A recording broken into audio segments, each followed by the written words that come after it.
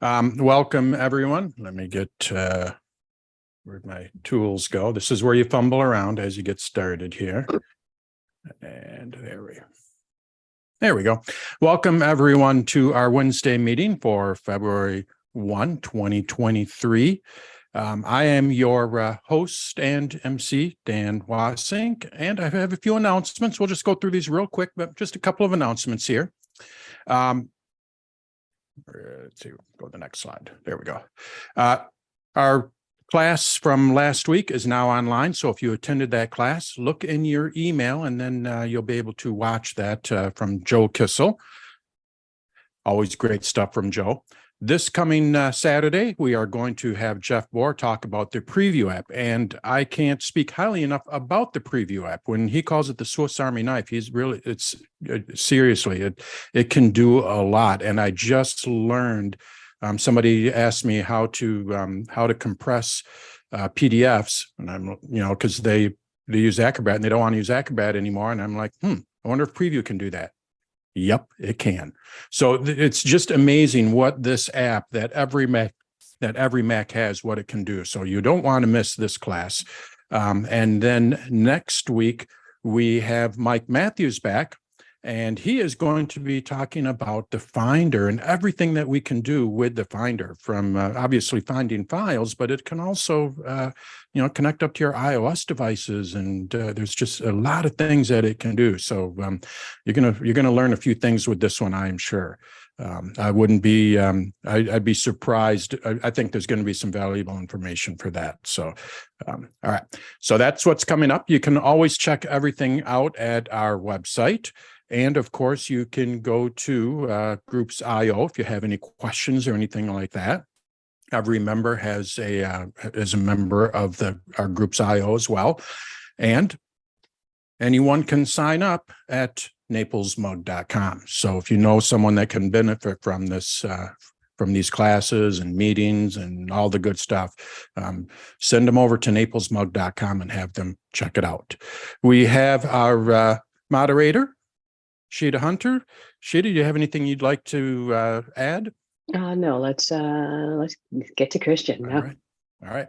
And Eckert, anything you'd want to add before we get started? Just a few words. Thank you very much, Dan. First of all, to all of you, a great month of February. This is the first day, and this month is a short one, but I'm looking forward to an exciting one. Naples MUG will offer you a great program, starting with the program today that Christian Boyce is presenting. I would like to make two additional comments. Number one, there's a group in Florida of about 100 people who are receiving lessons from one of our own members. And that group, our member felt, should probably look more deeply into what we have to offer in order to make it attractive for that entire group to potentially join us. We just started a special promotion to join Naples MUG. It started yesterday.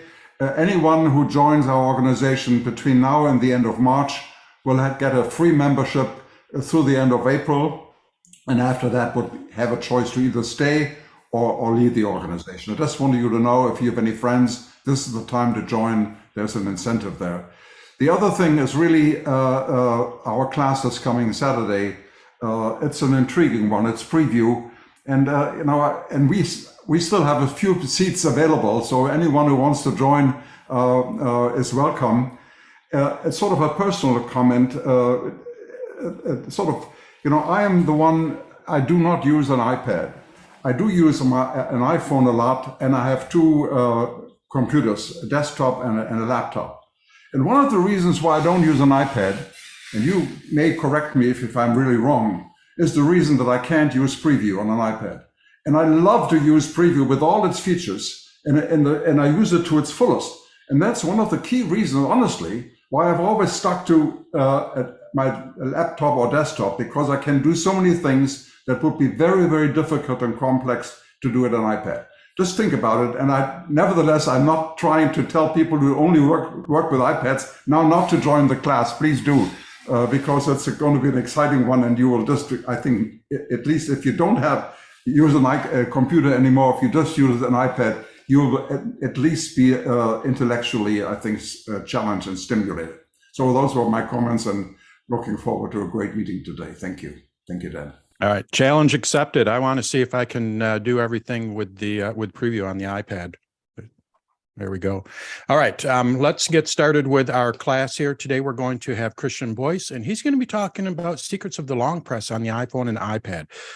Again, one of these things that you just don't even realize everything that it can do when you long press. So I'm just going to turn it over to Christian and let him tell you all about it. Christian, it's all yours. All right, thank you. I'm really looking forward to this too. So let's just get started. So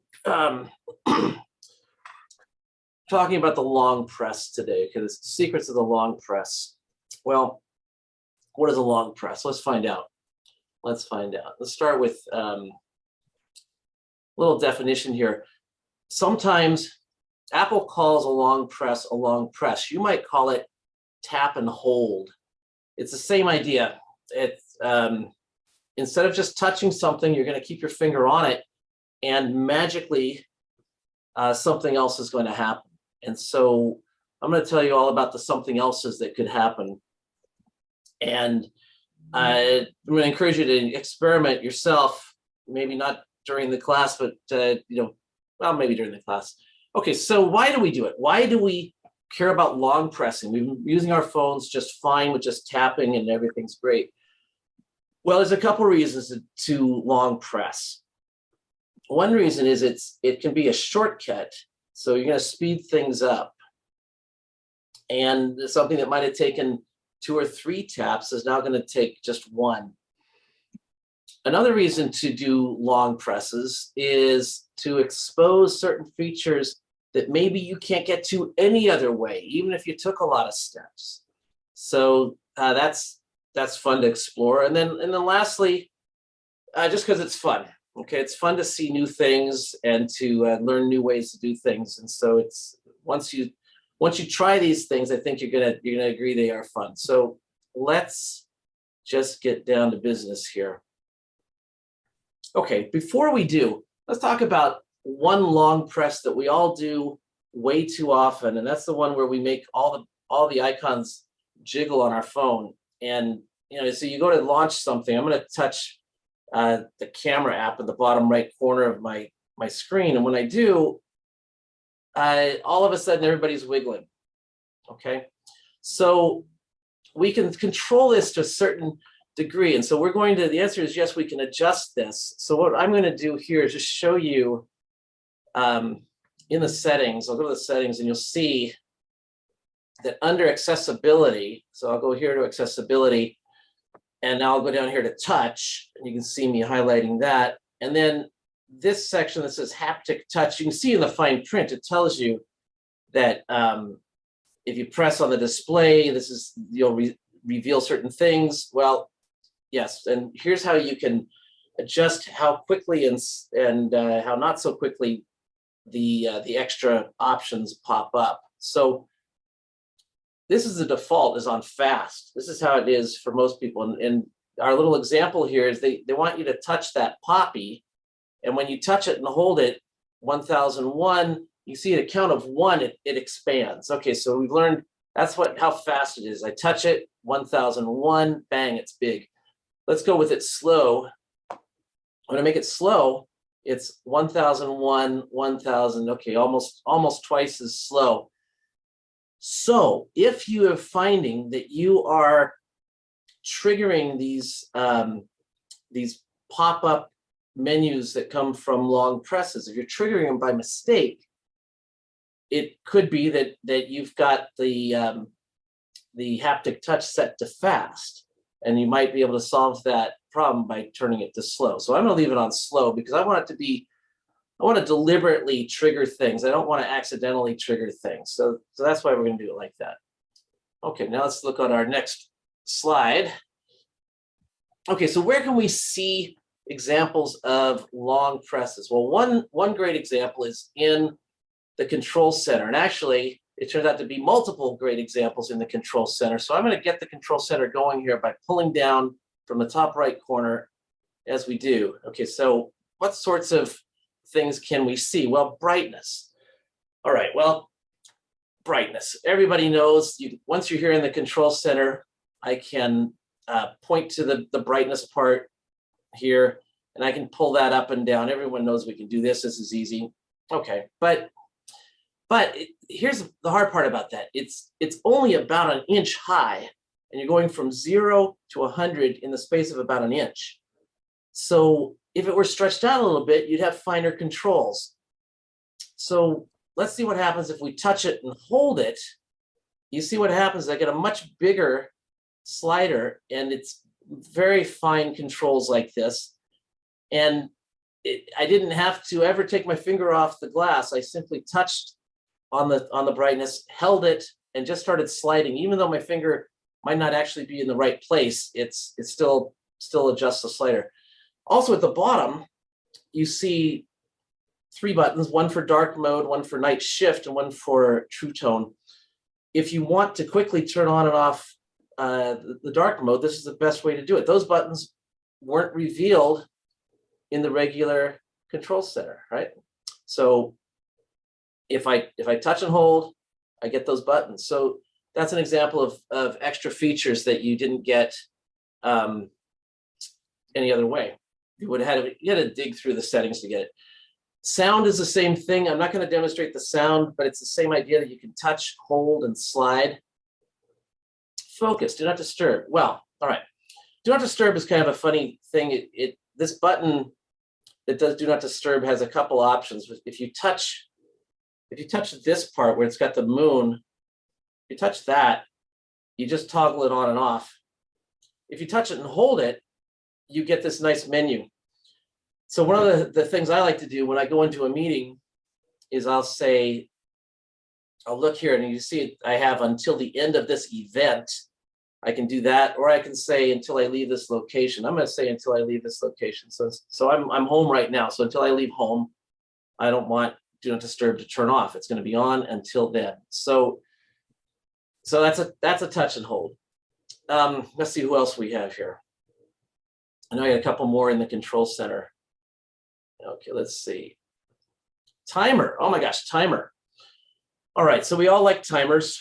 We set timers for biscuits and for waking up from naps and things like that. So we know we can do this. We can touch the timer down. You can see I'm pointing to it there in the control center. So I'm going to touch that, and of course you get the timer. And of course you can pick whatever you want. You can just scroll around and hit start.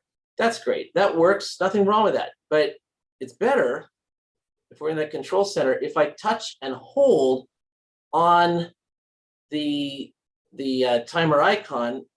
I get a pop-up that immediately has some times in it. I can make a 5-minute timer just like that, a 4-minute timer, whatever it is.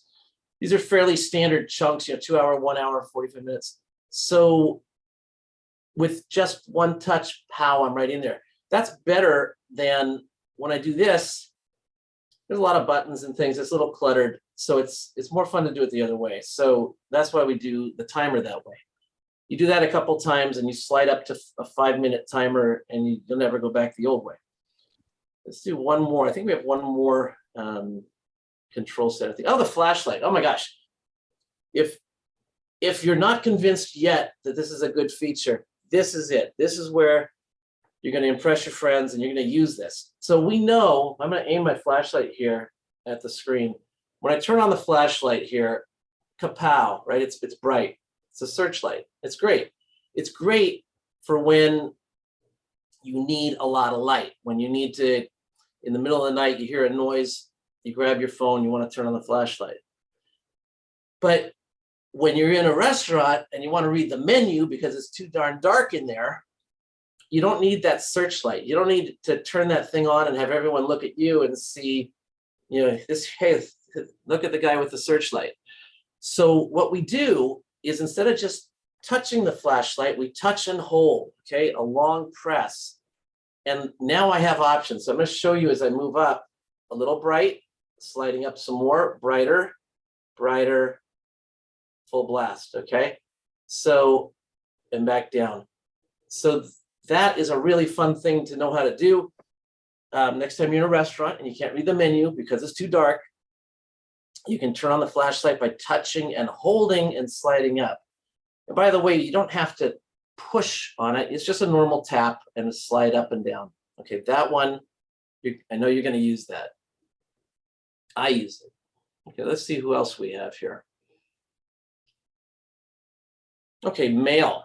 All right, so here, the example on the screen, I'm going to send myself a birthday card. Okay, so my birthday not till July, but I thought of it yesterday. So you know, I want to send the cards. So how are we going to do this? How am I going to guarantee it to go? Well, I'm going to send it later. How do we do send later? Well, let's go look. Let's look at the mail. So I'm going to launch the mail app on my phone, and I'm going to write an email. And what we usually do is, there's me. Let's see. Right there. What we usually do is we tap that blue button up at the top in the top right here, and it just sends. But if we touch it and hold it, okay, the long press, this is when you get the menu.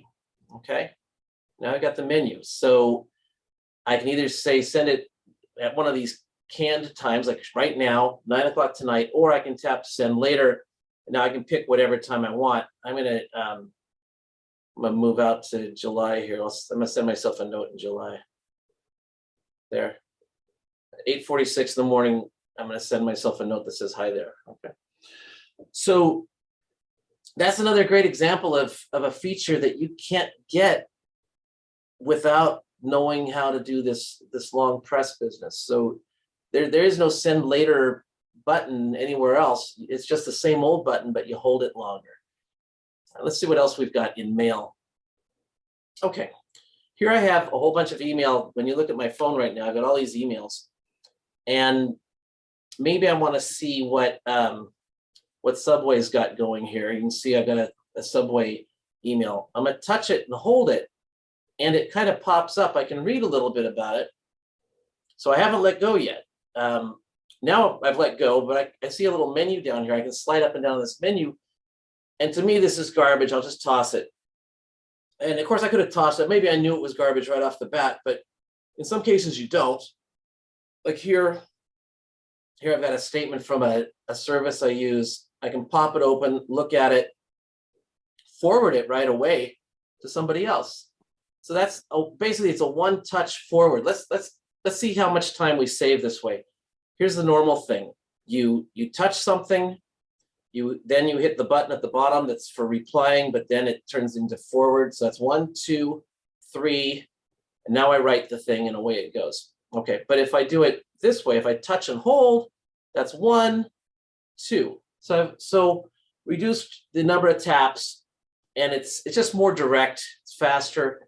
So let's try that long press sometime. And oh, here's an interesting thing.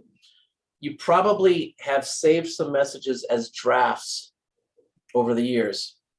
And yes, you can go dig around, go back to the mailboxes menu. You can go find the drafts. They're around here somewhere. I've got drafts in different accounts. I don't want to do that. That's hard to do. So what I'm going to do is I'm going to touch the compose button down at the bottom of the screen as if I was going to write a new message, but I'm going to touch it and hold it. And I see a list of all my previous drafts. These are all things that I started writing and I didn't finish.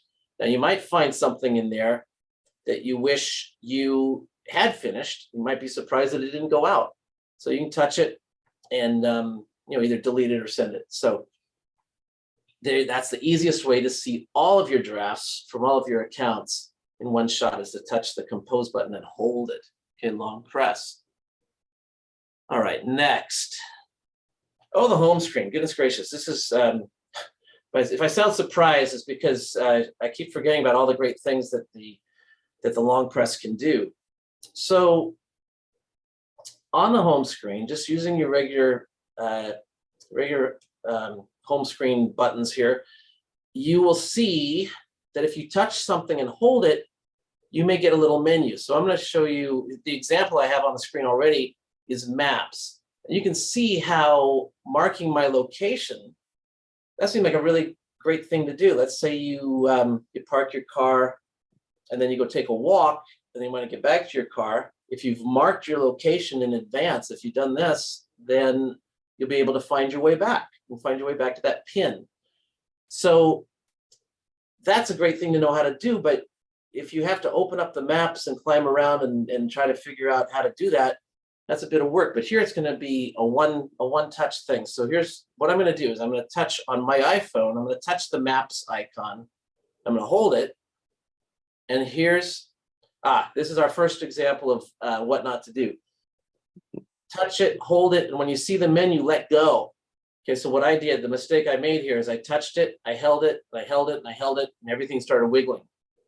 Not what you want to do. So touch it, hold it, you see the menu, let go. Okay, touch. So I'll quit talking, start doing. There, I did it. Touch it, watch the menu pop up, and there you go. So now if I wanted to mark my location, it's just a matter of tapping where it says mark my location, and it's done. Okay, now you know where I live. All right, so let's look at what happens with the phone. If you tap, let's see, I think the phone is my next one. Maps, yes, phone. So I'm going to touch and hold on the phone. Touch, hold, menu, let go. You can see here that I could look at my most recent call, maybe call them back. I can look at my most recent voicemail and listen to that. I could search for somebody. Now, these are not things that you can't do other ways, but it's faster this way. It's faster this way. So that's why you want to do it. Let's look at what you can do with mail. If I touch and hold, get the menu, let go, I can go straight to my inbox. That's easy. We can do that other ways. I can see I have 76 unread messages from today. I could search, or I can make a new message. That might not save you a ton of time, but you know, bang, I'm writing a new message just like that. So that's a nice thing. Let's look at photos. So photos, touch, hold, menu, let go. If I wanted to see what I was doing a year ago, there it is. There's that 1 year ago thing right there. So I'm just going to touch that, and we'll see. Here's some pictures from a year ago. All right, 69 pictures from a year ago. It was nice out here that day. Okay, so you want to try this on the home screen, and you just have to remember that you don't want to hold it forever, because if you do that, you're going to go into wiggle mode, and when you get into the wiggle mode, you'll need to get out of wiggle mode. So I'll put us into wiggle mode again, just to show you once again, wiggling. And at the top, I have a button that says done. That's one way out. I could touch where it's just black on the screen, and that'll get me out. But anyway, that's unfortunate that you can't just hold it forever, but that's just the way it is. Now you know. Let's see. Oh, the camera. How did I leave out the camera? Well, the camera app can also save you time. Like, we know we can touch the camera app. We can do different things. I can switch the camera around, do a selfie. Hi there. I can go to portrait mode. I can switch it around again, take a portrait mode of my finger. But there's a lot of controls in there, and it actually can be a little overwhelming. But let's say what you really, really want to do is you want to take a quick picture of yourself. Well, you can touch the camera button. I'm going to hold it, and you're going to see a menu show up. Touch, hold, menu. I can take a selfie. You see down at the bottom, it says take a selfie. I can also do any of those other things there with just a quick touch. So it really strips away a lot of the clutter of the interface in the camera itself. So if I touch one of these things, it's instantly switched to the camera facing me, right? So that was easy. Even though normally when you come into the camera, it's going to be aimed the other way. So that's nice, and now you know how to do that. Let's see what else we can do. Oh, lock screen editing. Well, okay. We talked about this last week or a couple Saturdays ago in a class, where if I have the screen locked and I want to edit the lock screen, I can touch it and hold it, and now I'm in that customized mode where I can do things. So if I just touch it, nothing much happens there, but I touch it and hold it, then I get this. So there's just an example of touch and hold is the only way to do things. Let's see who's next. Okay. Oh, let's talk about our friend Safari. All right, so I'm going to go to Safari. And in this case, what we can do with Safari, there's a couple things. First thing, we can long press on an image and get options like I'm showing in this screenshot. So let's go do that now. I'm going to go to Safari, and I happen to be on the NMUG site. Now let's say I like this picture with the eggs and the eyeballs, and I want to copy that and send it to somebody. Well, I mean, there are a lot of ways you could do it. Maybe you're thinking, well, maybe I'll take a screenshot and then I'll crop it and then I'll send it. You could do that. But if I touch it and hold it, I'm my finger on it, touch it and hold it, all of a sudden a little menu pops up. So I could copy this and then I could put it into an email. Or if I like this picture so much I want it in my photo library, I can tap where it says save to photos. So I can also, you see where it says copy subject. If I do this, it's going to try to figure out what the subject is of that picture. And let's go see, I'll try to make an email and see if we can paste that in there. Let's see what it looks like. Look, just the eggs, right? Incredible. So these options in Safari are really quite nice. Let's do another one. That was amazing, wasn't it? Let's do another one where we're interested in the text. Let's say there's some text on this page. Maybe I want to send somebody the description of this class. Well, selecting text can be a little hard to get started. So what I do is I'm going to touch and hold on a word, and all of a sudden I've got a word selected, as you can see. Now I can grab the knobs. I can pull this knob this way. I can pull this knob that way. And now I could copy it. So that what I got from the touch and hold, the press and hold, was I got something selected. So that was nice. So touch and hold on an image or touch and hold on a word. So it's those are long press features in Safari. Let's see what else we've got here. Oh, the camera. Okay, well, the camera. I told you that we could touch and hold on the camera icon itself and get options. We've seen that. This time I'm going to open up the camera and we're going to do some things with the camera that are also touch and hold things. Okay, so for starters, let's say you want to adjust the exposure of something. When you're taking a picture, you want to adjust the exposure, maybe for an artistic effect, or maybe you need more light, or maybe you want less light. Well, what we do, we know this. If we have something to take a picture of, I'll take a picture of this of the lemon pledge here. I'm going to take the picture. I can touch it and hold it, and when I do that, it locks, and now I can slide up and down the brightness, and you can see a little slider going up and down. You see my picture getting darker. So I can control that only because I started by touching and holding. On the subject that I wanted the focus to lock on. So I said, this is the thing to focus on, and touch and hold, and then all of a sudden I can slide up and down. So that's a very handy thing to know how to do. We also know that when we're taking a picture, we can zoom in. So I'm going to zoom here. Again, I'm going to aim across the room here. So if I want to take a picture of this thing on the wall, I can, of course, hit the 2x zoom or the 3x zoom. But maybe what I want, maybe someone's asked me to take a picture that's 2.5x zoom. Well, I can go here to the 2, but if I touch it and hold it, you see I can rotate. I get this little wheel. So very interesting thing that pops up if you hold on one of the lenses. And you may not actually use this, but now you know why it happens if you accidentally do it. Okay, there's a lot of times things pop up and you wonder what happened now. That was because you touched and held on the lens. Here's another good one that we do. Okay, let's say you're taking a picture of your dog or the cat or grandchild, and you're ready to take the picture. So you go to take the picture. And And then they start doing something really good, and you wish you could get a movie of it.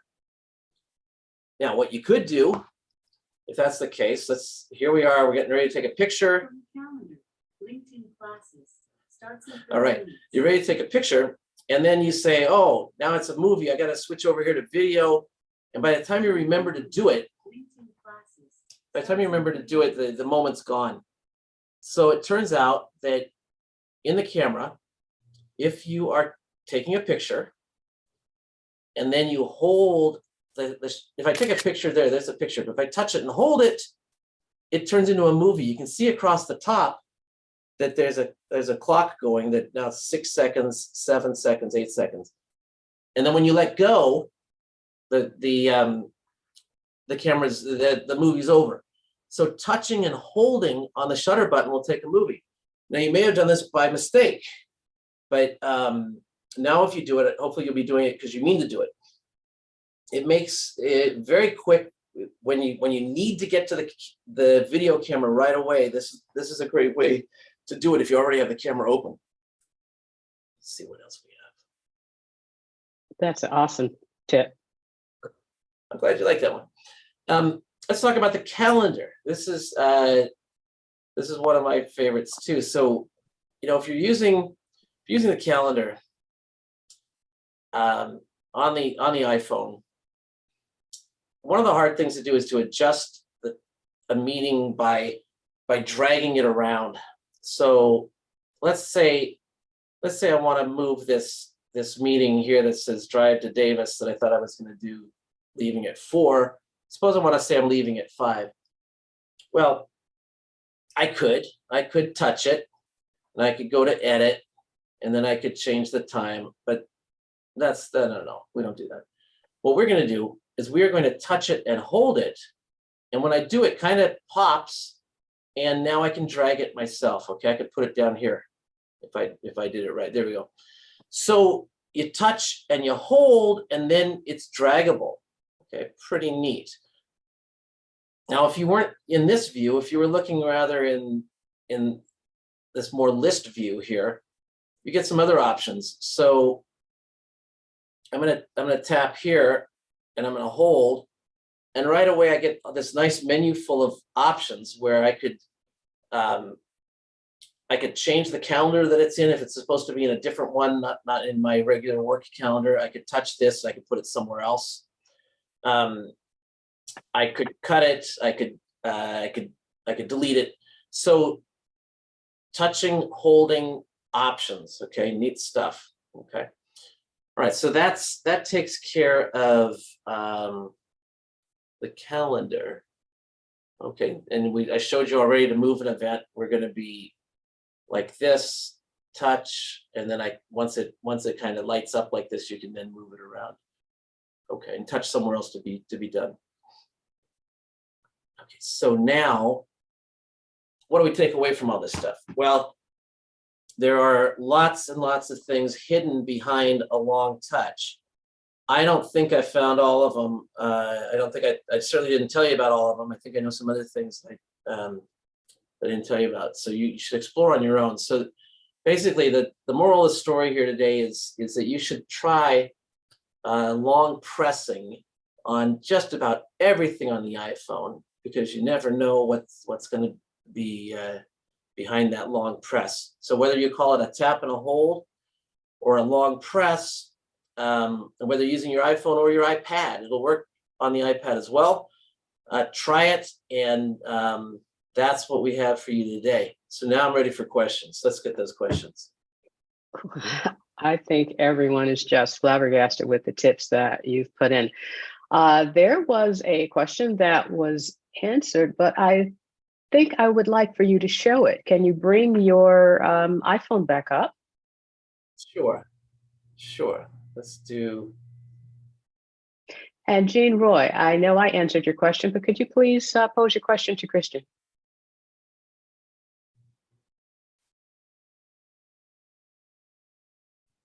Jean Roy, can you there you go. Got it. I just unmuted. Sure. Thanks. What was my question? Oh, yes. One of the things I do a lot is move things to spam. And I was trying to figure out, I long pressed on an email, yeah, nothing. I didn't see that as an option. And then our narrator, Cheetah, said, what happens if you press on the, let me take a look at it. What happens if you press on the mark selection that has a little caret next to it? And sure enough, you can flag, mark as read, or move to junk. So that Long hold on was an email. there. Yeah, you hit the Mhm. mark. Down here in Mark, sure. There it is. Yeah, that's perfect. Yeah. There you go. Yeah, There is something that has terrified in a recent update.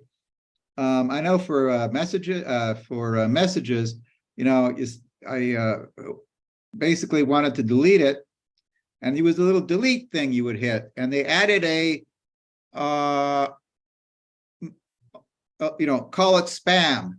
And I accidentally hit that one time, and I said, "Oh my God, I wonder if I can do this." I looked up somewhere. I went into you know, the control center, and then it listed a bunch of strange little numbers that were on the list, which I don't know how they relate to. So that was a point of frustration for me. So that's. All right, thank you. I'm glad Christian answered that for you. Okay, Len Brophy, can you please unmute yourself and ask your question? Hi, Christian. Could you show us how to make, in the camera part of it, make the picture go lighter and darker again? I couldn't duplicate that on my end. That's a hard one to it's hard to demo it. It's hard to see it because the lines are very faint, and it's a little hard to do until you've done it a couple times. So I'm going to go to the camera, and I'm going to take this picture of my keyboard. All right. Now I'm going to take my finger here, the magic finger. I'm going to touch on the keyboard where I want to focus. In fact, I'm going to focus on the glasses back there. So I'm going to touch and hold on the glasses, and you can see that box. Now it says lock. You see that? It says A. Yes. Now you see a little sun to the right. If I put my finger over there, you got to make it move a little faster than I did. Let's do it again. Touch it, hold it, it locks. Now you see that little sun. Now I start dragging up. Oh. Now back down. Okay. Yes. Changing the light. I got it. Yes. Thank you. All right. All right, Chris Curl, can you please unmute yourself and ask your question? Hi, Christian. What a wonderful presentation. Thank you so much. So much fun. Back to the beginning when we were doing the control center, and I noticed that you have many more little items than I do. Is that a function of the fact that I have an 11, not an updated phone, or is there a way to add and delete items from the control center page? That's a great question. It's not what we're talking about today, but I'm going to show you anyway because it's so important. When you go to the control center, the standard control center has, I think, two lines full of stuff, and I have a whole lot more, as you say. So how do we do this? We go to the settings. So find your settings. Everybody do it. Go to the settings, and you see there's a whole option for control center. So it's near the top. Here's the top. We'll just scroll down here to control center, and when you touch this, you have a couple of options here. First of all, you do want to be able to access the control center no matter which app you're in. So you do want that switch to be on. If you're using remote control kind of devices, control your lights and things, you'll want that second switch on. But now here's the action. What you have in this top section where it says included controls, these are things that you're going to see in the control center. And these things that are down here where it says more controls, these are things that could be in the control center. So I'm going to put a stopwatch in there. I know there are other ways to get it. So I'm going to hit the plus down at almost the very bottom.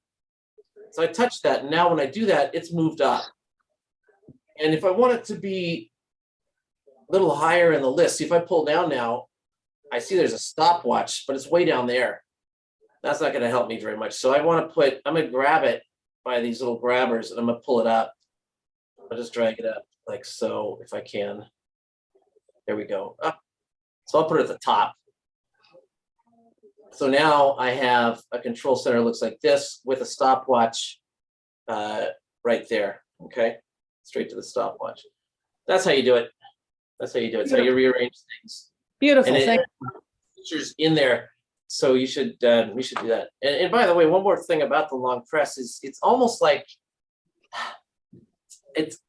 getting a new phone. I mean, there's all these new features to fool around with and have fun with, and save yourself some time too. So it's really a neat thing that's just not well documented. I mean, you buy the phone, you take it home, the manual's like as big as a wheat thin, and you can do this stuff. So anyway, this is really fun. So try it. I'll add that Apple is really embracing this, and iPad OS 16 and iOS 16. They really moved this forward, and it's almost like you have a contextual menu. Think of it like a contextual menu on a Mac. So for those that use a contextual menu on a Mac, you now have it on an iPhone as well as an iPad. Yeah. Pretty powerful stuff. Right. All right. Thank you. Christian, I actually have a similar question about the control center. You have 2 items related to lights. Is that an app, or how'd you get those there? Or actually 3? I think we have actually I have 2 rows worth. I've got the home. Mm-hmm. But yes, these are the things that I have that I can turn on and off in the house here. I got a big lamp on to try to get me more light in here. Here's a desk lamp that just went off. So it's fun to be able to get to these things in a hurry. I also have individual ones where if I want to turn on the track lights that are behind me, they'll go on like that. And these are all just one-touch things. So if I want to turn on the fan, these are all like this. So how did I get these things here? Well, that's a great question. Oh, and here's the desk lamp again, and here's the big lamp again. Okay, so we can turn these off. So how do we do that? First things first is when we went to the settings a minute ago here, we said show home controls here. So if this is off, it's a different story, you see? Mm-hmm. That's the first thing. And so we're going to turn that back on because I like having those controls. They're handy. So there's that part. So now magically they're back. These items, how I happen to have those items, I'm not sure whether I had to turn them on or, I'm not sure how I got them on there. Let me just take a quick look. Is it because they're that's HomeKit? It's because they're in HomeKit that they automatically show up? Yeah, they're definitely HomeKit things. Let me go to the Home app and let's just take a fast look there. I won't take too long, all right? Mm-hmm. Home app. And let's look at, let's see if I can say, I'm just going to take a look at this. Here's my little gear. And yeah, do you see where it says, wow, I'm not sure how I managed to get those into the control center, but at least I know what the master on and off switch is. So well, actually, if you go back to that home interface, they're right there under Office. Yeah, well, these are the devices I have. Mm-hmm. They're the only devices right. I have. How did they decide not to add these things as well? I'm right. not sure. Okay. All right. So, but anyway, in the future, you'll let us know, right? Hopefully, someone will teach a class on that. Okay. If it's going to be, I'm going to get a lot smarter. I don't know this stuff yet. All right. Wonderful. Alan, you have a question. Please unmute yourself and ask your question. Yes. Can you hear me? Yes, we can. Sir. I use the magnify feature a lot in photos, and it's a complicated sequence of things to do. You have to turn it on. You have to tell it to go to turn off the live and just it's a fixed picture, and you magnify and you do a lot of things. Is there a long tap that will allow me to go right into that magnify without going through all the other steps? Well, maybe. Let's start like this. If I look in my control center, I've got a magnify button. No, I don't mean to magnify to get an image a picture magnified. I have a picture in Photos, and I want to highlight or expand a particular small section of that picture. Okay, in Photos or in the camera?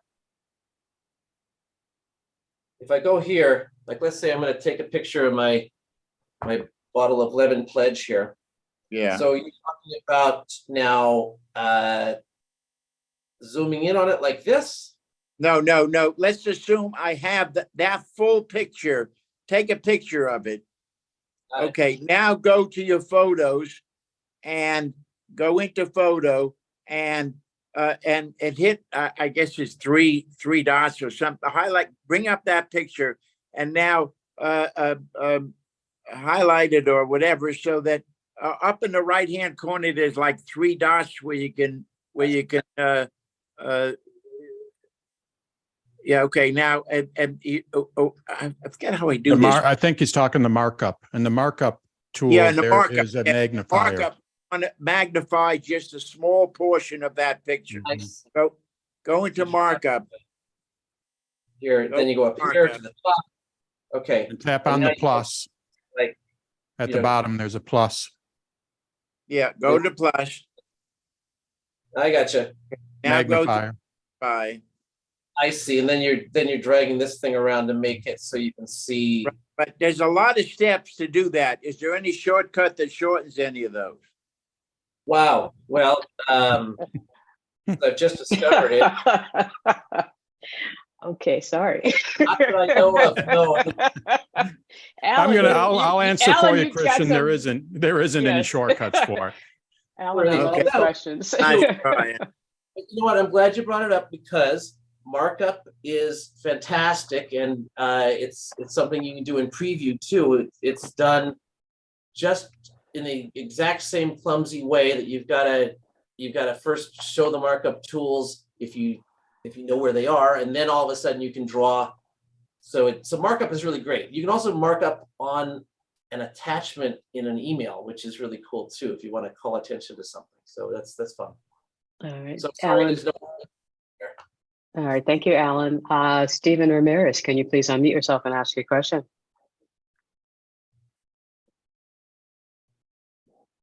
Yes, you talked about how you could be taking a photo and then press and hold to trigger video recording. Correct me if I'm wrong. The flip side of that is you could be doing a video recording. During your recording, tap the shutter button to take still photos.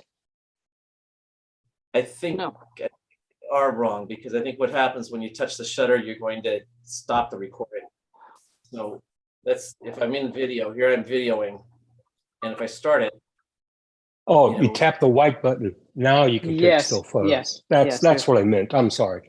No, sure, that looks like you can. It's I never thought of it that way. Yeah, it's Mhm. And going back to that HomeKit question, it's been my experience you can add these third-party devices to HomeKit through your accessory app, and that's how I add it.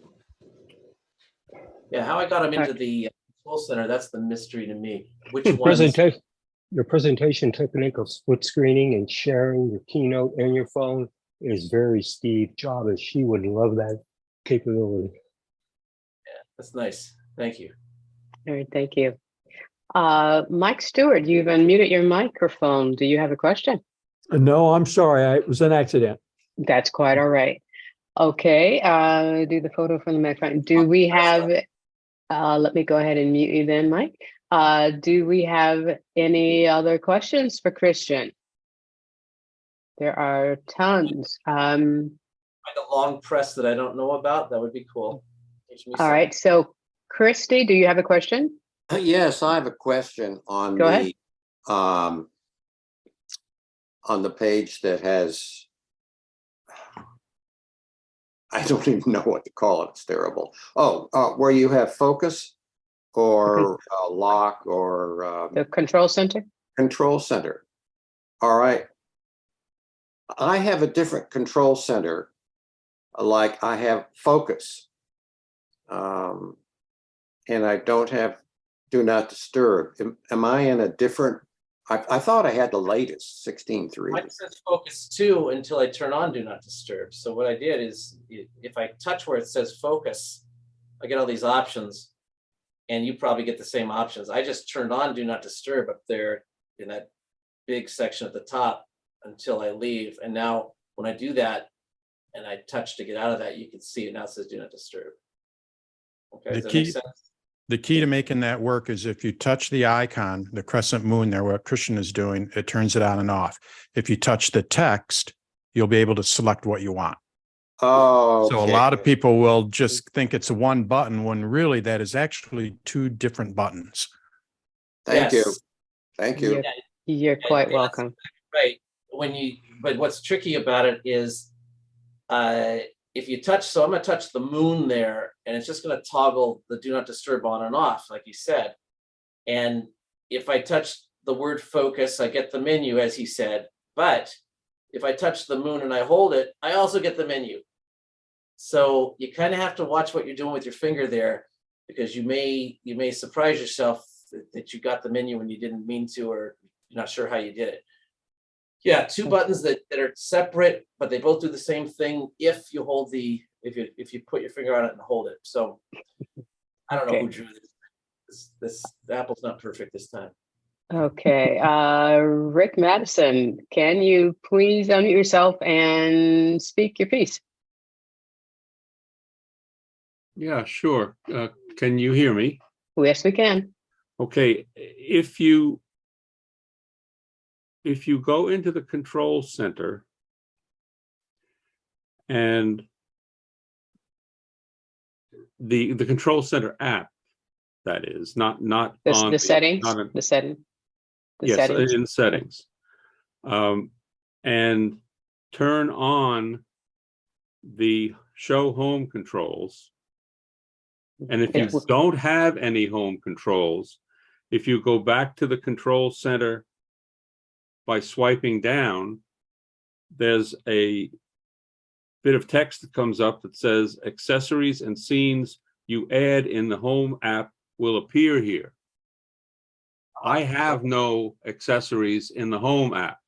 So if I were to add one, that home should appear. It should appear. Yes, that's what it sounds like. Okay. All it right, works for me. And it's great because it is a really quick way for me to do things like turn on a lamp. I can turn on this desk lamp just like this. I'm gonna grab the lamp and hold it close by so you can watch it. Hopefully you can see it light up.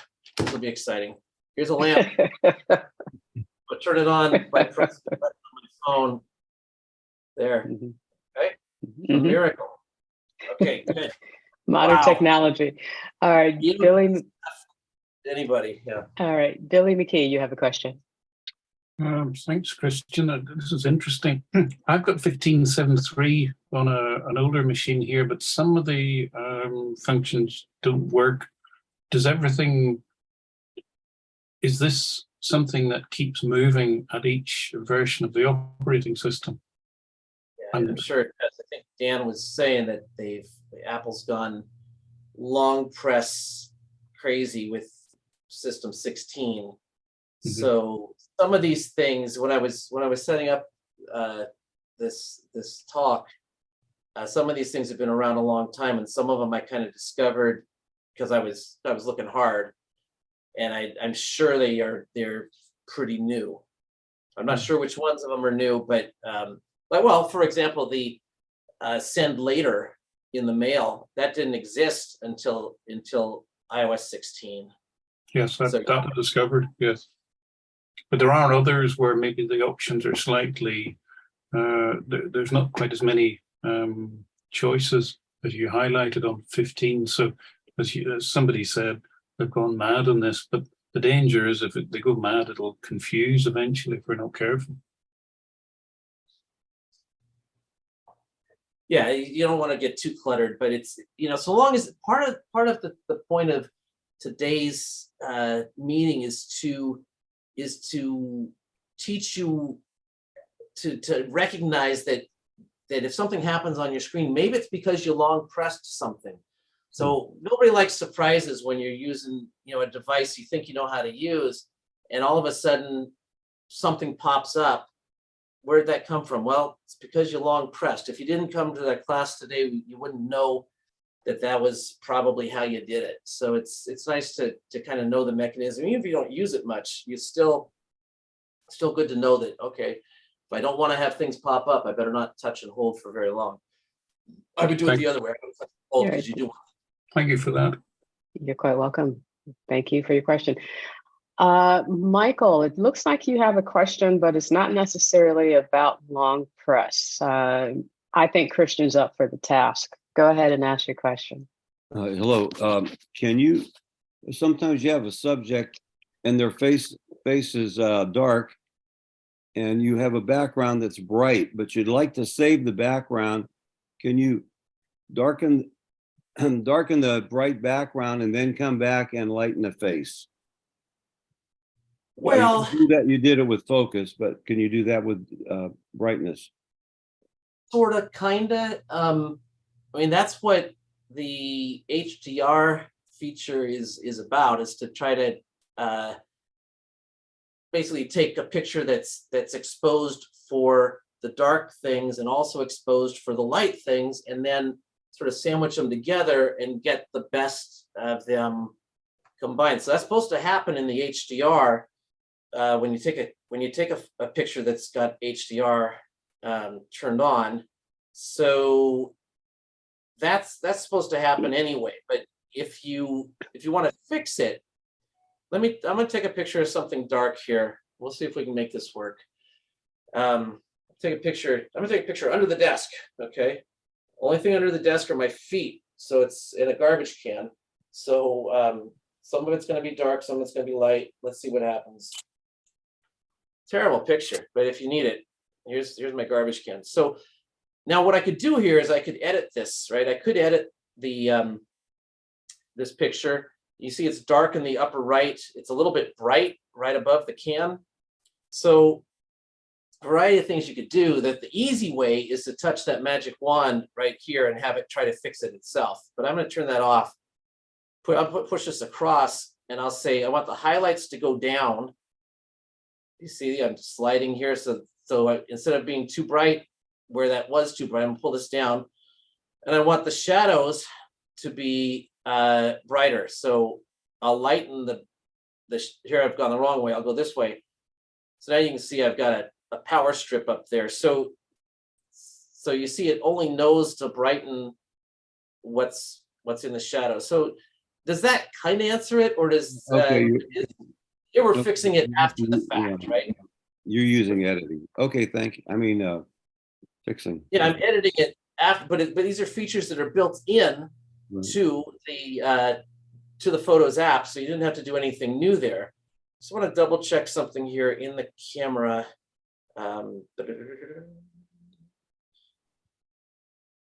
Okay, I'm gonna I just want to make sure that the HDR part isn't something that we don't know how to do. Okay, let's see. Yeah, let's just make sure I'm not missing something here. I kind of think the HDR is automatic. I'm not sure. Can somebody straighten me out on that? But I think HDR is an automatic feature to try to fix the exposure across the board. A lot of times you're at the beach or the mountains and the background's beautiful and you want it, but you can't get the faces bright enough. So if you make the faces bright, you lose the background. And I'm with you. Yeah. So sort of an example. The idea is you might tap on the subject, and then you might have to. Well, it's tough because you want to expose for the background too. I don't know. That sounds like an experiment where you're going to. What you can do, and this depends on how close the camera is to the face, but that's called fill flash. Mm-hmm. So basically what you'll do is force the flash on, turn the flash on, and it'll brighten up their faces because they're going to be dark because of everything around it. So it'll brighten up their faces, but it won't because the mountains are so far back. Obviously, the flash will not affect them at all. So then you'll get the best of both worlds there. And it's called fill flash. But the problem is the iPhone doesn't have that strong of a flash. So you kind of have to, you might have to get a little closer. Well, you have to get that will work depending on how close you get. Right. All right. Thank you. We're going to move on. Alan, unmute yourself and ask your question.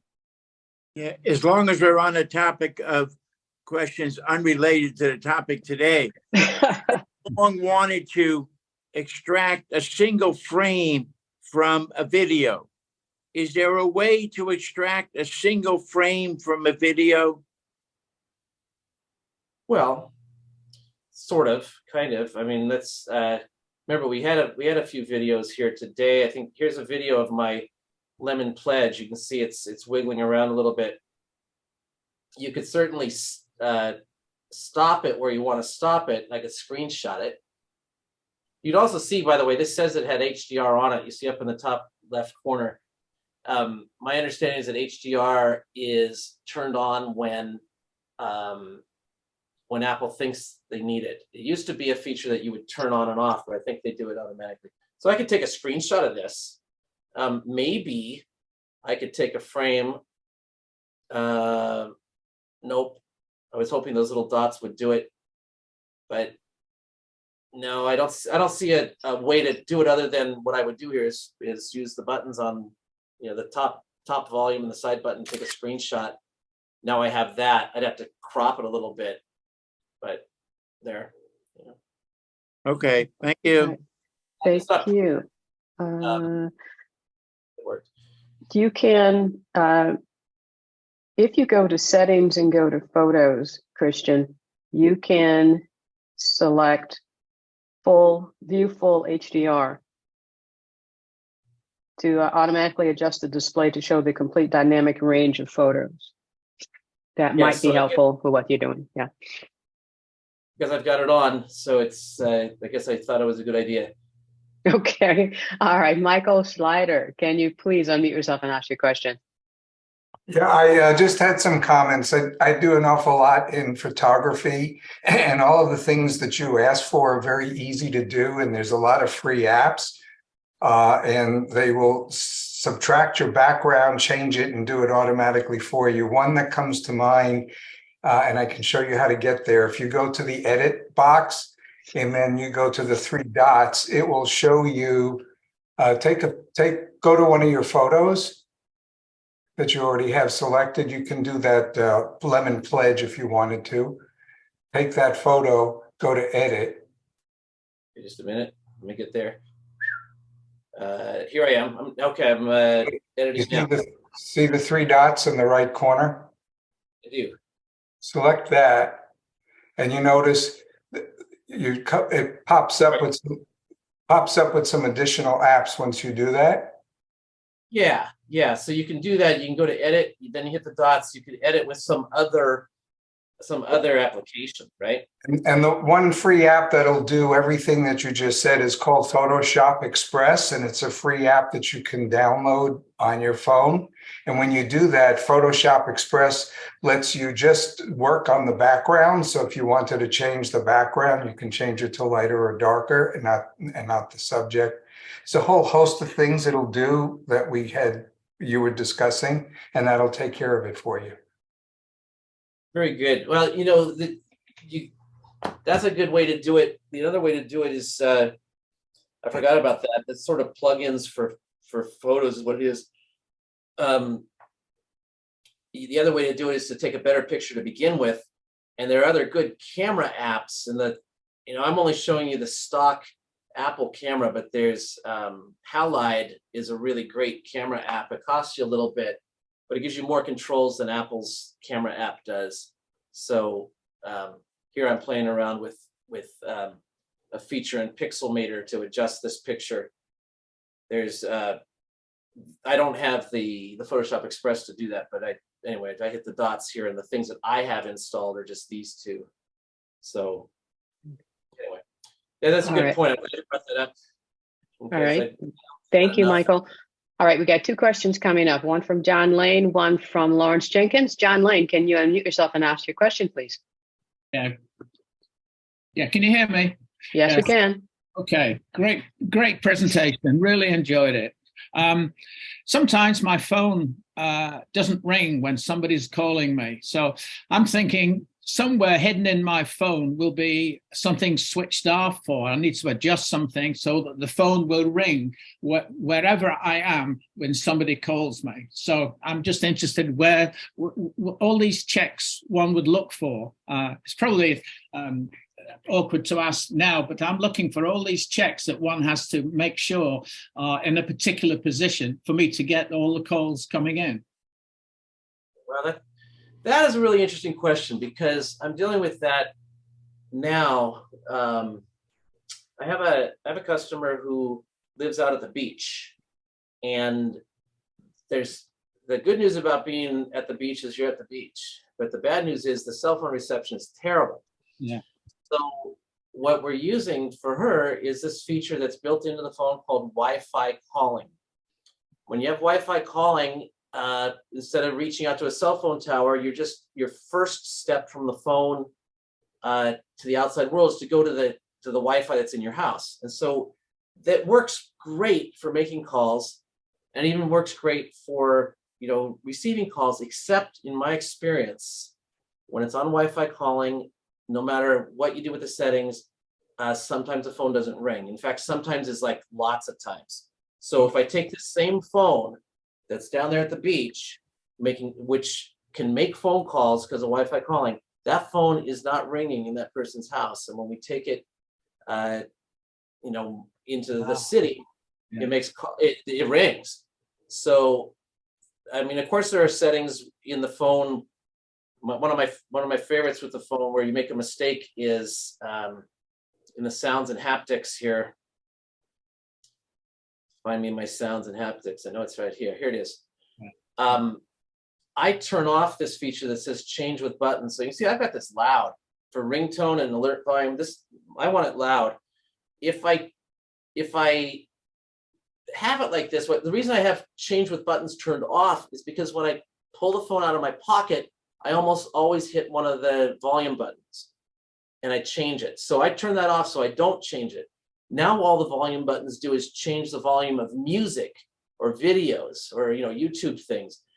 And my ring is still going to be loud. So that's something to look at. It sounds like you've probably covered that. It's not a hard thing to find. But anyway, maybe you're on Wi-Fi calling in certain spots, and when you're on Wi-Fi calling, maybe it's not ringing. I did a search on it. I think there were 19 trillion comments about, when you do a Google search that says my phone doesn't ring when I'm on Wi-Fi. There were a lot of people complaining. All right, and thank you. Just that one. Interesting. All right. We got two more questions to go. Lawrence, you're next, and then Richard, you're after Lawrence. Lawrence, go ahead, please. Yes, I just think that you've done a fantastic presentation. And I am curious about how you get your phone in your keynote. That is the coolest thing I've ever seen. Yeah, okay, well, this is, it was the coolest thing I ever seen too. And the reason I saw it when Dan did it. And so I thought, oh, that's cool. I need to know how to do that. So there's a program we're using called eCam, E-C-A-M-M, and they basically give you a canvas where you can lay out different parts. You say, well, I want a camera here, I want my iPhone here, I want my keynote speech here, and you can even have multiple cameras. If I wanted to have, an overhead camera, if I was showing how to make guacamole or something, I could have a camera here. Multiple cameras at a time. You could stream it to YouTube and to Facebook and all those things. Anyway, eCam is it. Now, what you're seeing here, this is only the second time I've ever done it. This is as much as I know, but boy, is it cool. I'm with you. Very cool. All right, great. Thank you. Richard Sias, can you please unmute yourself and ask your question?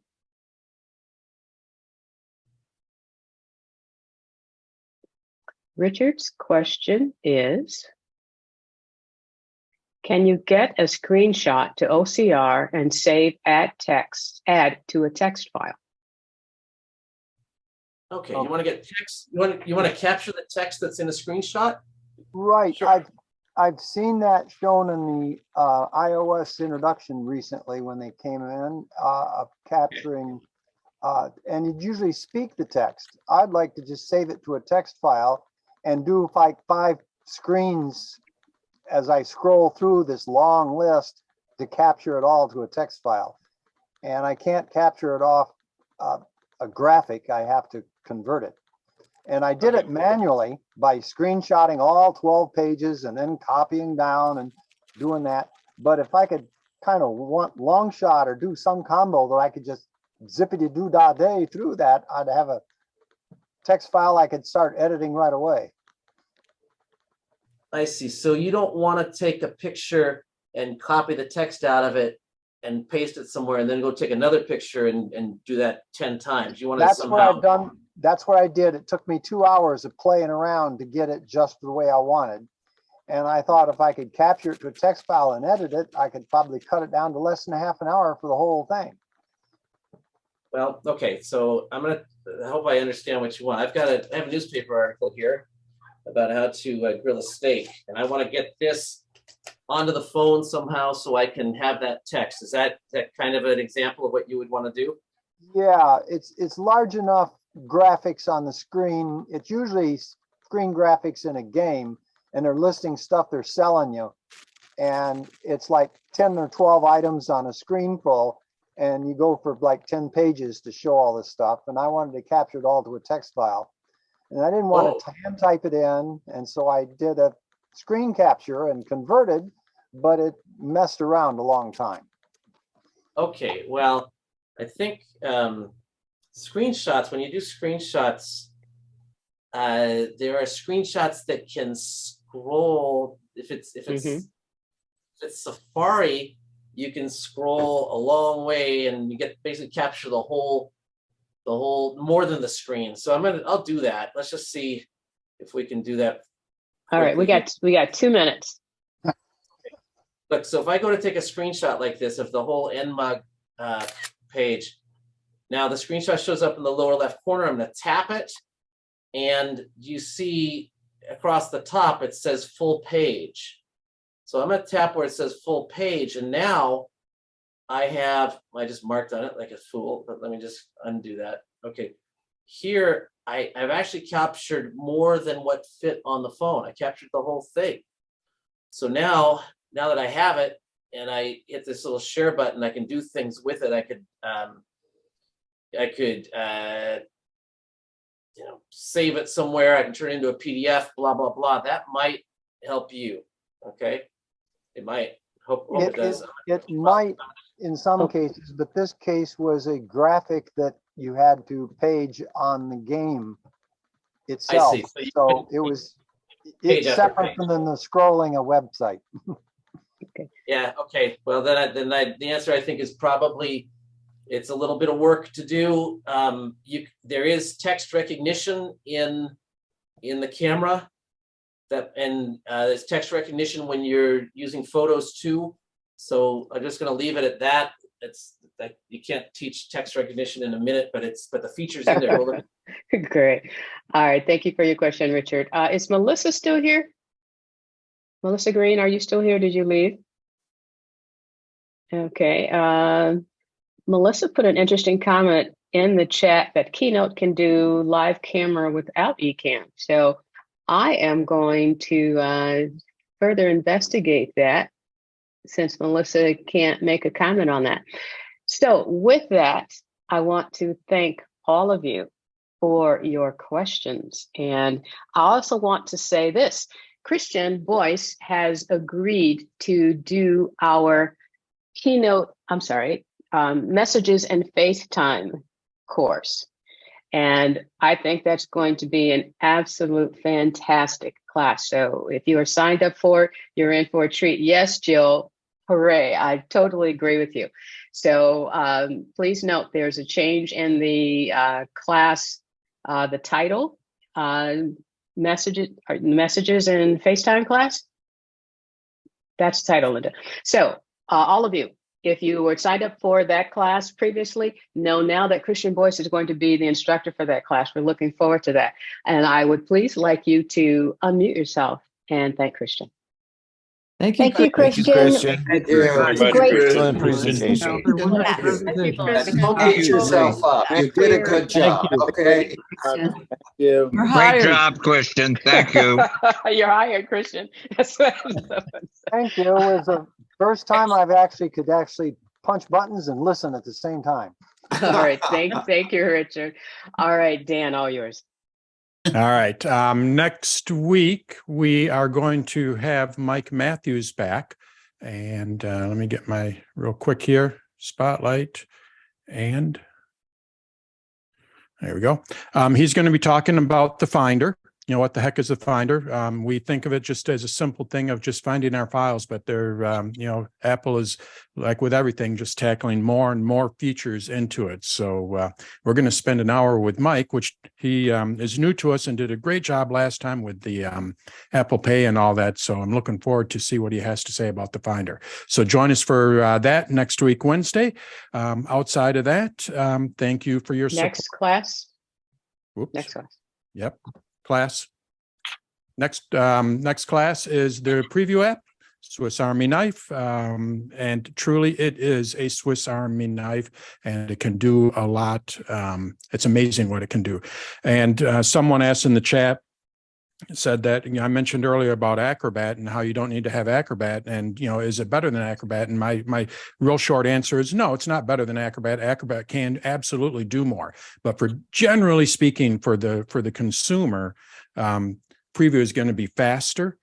You just open up Acrobat compared to preview and you'll notice a day and night difference. So absolutely Acrobat can do more, but for most of us, we don't need to do more. We just need to do the basics. And I'm telling you, the preview app can do a lot. So you want to check that out.